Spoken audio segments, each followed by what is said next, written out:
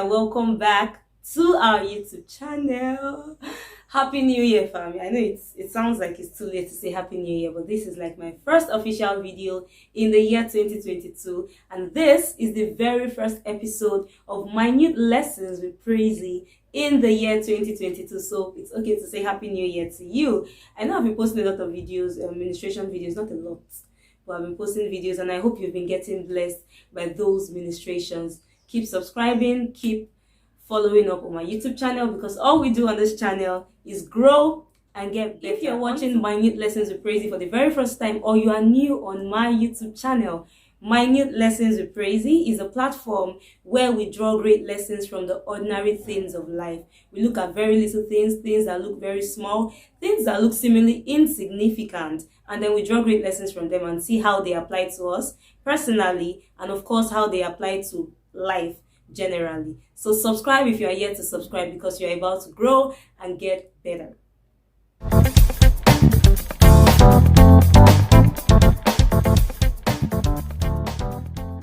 So the inspiration for this week's episode of Minute Lessons with Praisey was drawn from a recent conference I attended in Lagos, Nigeria. So I attended this conference. I had seriously looked forward to the conference, and then the day came. There were so many speakers, so many panelists. There was one particular speaker that I seriously wanted to hear from. She's quite prominent. I'd heard about her, I'd read about her. So meeting her in a conference, hearing her speak in a conference is different from, watching people online and all that. So I really looked forward to it. Now it was time for this woman to speak, and the convener called her up. You could tell that he was also really as excited as the rest of us were, excited. So he called her up. He told us that it was the first time he was meeting her in person. He just called her because of her achievements, called her up, we want you to speak and all of that. So he was also excited to have her at the conference. And then it was time for her to speak, and I noticed these things. Now, the moment I noticed what I'm about to share with you, I immediately drew the lessons from it, and I thought to share, because I know that a lot of us, must have seen things like that, and we probably missed out the lessons in it, or a lot of us didn't really notice it. But sharing it with you right now, you'll be able to see the lesson in it, and we will grow and get better. Please note that what I'm about to say is not in any way criticizing or bringing down anybody, and that's why I'm not, giving out the name of the conference or the name of the speaker, because I'm totally not here to criticize anybody. I'm here to draw a lesson from something that I noticed. Now, it was time for this woman to come up and speak. She came up, began to speak, and then the first thing I noticed was that she had, this bad English usage pattern.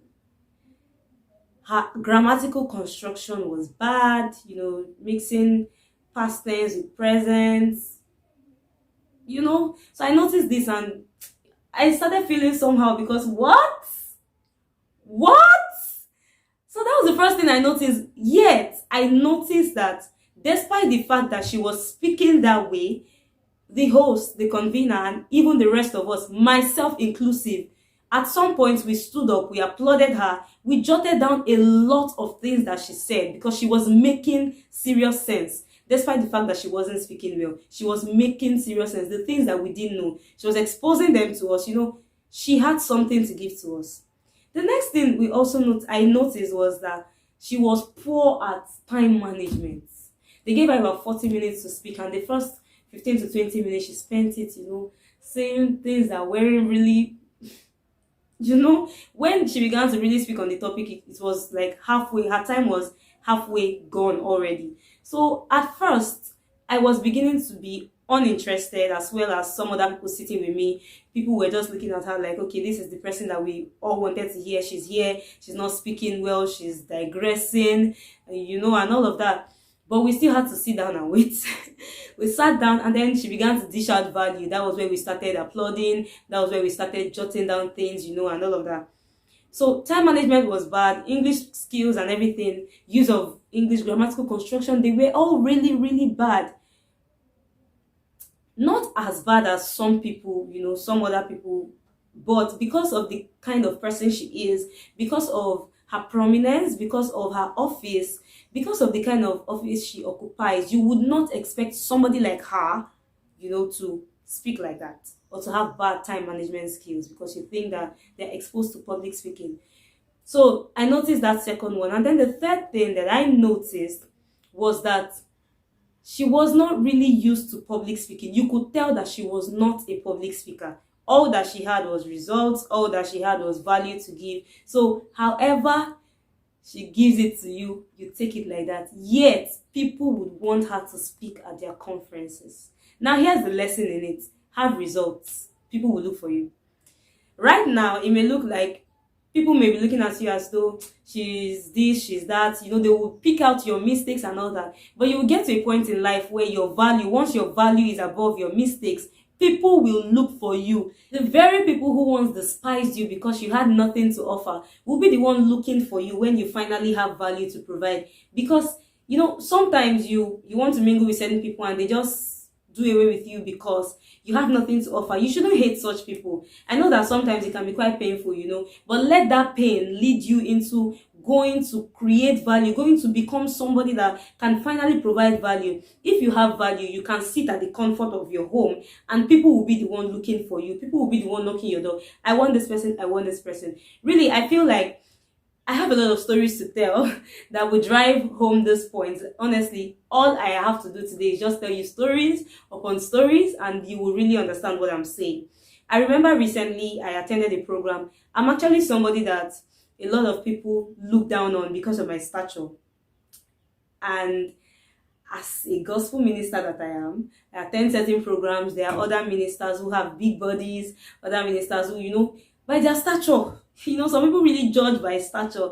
It's quite shocking, but some people do. So I attended the program recently and the usher didn't know that I was going to be a guest minister. So he treated me in some kind of way. And it was quite funny at first, but then I was used to it. So eventually they called me up and then I ministered. When I came down, everything changed. Even those who were sitting with me, the way they were behaving before, it changed. Everybody started coming to me, can I get your contact? Can I do this? Can I do that? And I was like, why do we always do this? But then I remember this fact. People really don't know if you can provide value until you provide the value. People are after you for your value. You can say it's a selfish world out there, but if all it takes for people to seek you, people to seek your service is providing value, then provide value because you need people, you need strategic alliances, you need relationships, and these relationships will only come if you have value to provide. If you see somebody who has value to provide you and you go after them, they're also looking for what you can give to them. Not everybody wants to pour and pour and pour, not minding whether or not they receive something in return. People want value. They want value for their money. They want value for their time. They want value for their efforts. If they're pouring into you, they want to be sure that, they will get something in return. It may not be the same thing they're pouring, but they want to be sure that you are a person of value. One other reason why you should be a person of value is so that it can help your integrity. You shouldn't just be a non-entity out there. Like people just see that, okay, this is her name, this is what she does and all that. You're just there. But when people can refer you and say, this person does this person has this value, go for this person. It will be really good for your life and for your integrity. There are so many other stories, so many other stories, but I would just love to keep them. If you want the stories, send me a DM on Instagram. I will send you a voice note. In fact, I will make a video if you want. Send me a DM on Instagram at Praizie, PREIZZIE. You can also connect with me on Facebook at Praise Show. Thank you very much for staying with me. I hope that you enjoyed this episode of Minute Lessons with Praizie. Stay tuned for more. Do subscribe if you haven't. Like, share with your friends. I always say that whatever is good for you is good for your friends. So if this video has blessed you, do well to share. God bless you. Have a great week.